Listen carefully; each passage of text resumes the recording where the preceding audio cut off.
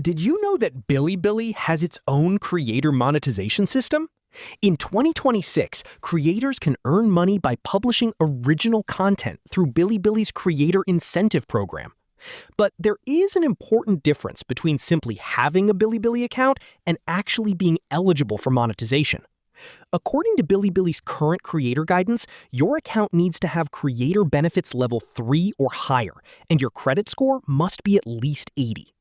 Once you qualify and are accepted into the program, eligible original videos can generate incentive income. And Bilibili does not simply use a fixed payment for every 1,000 views.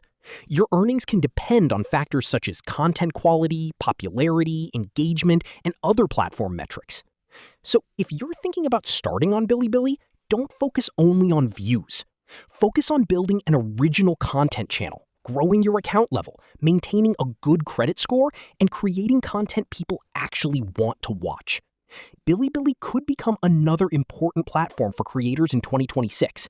And in the next video, I'll show you exactly what you need to reach level 3.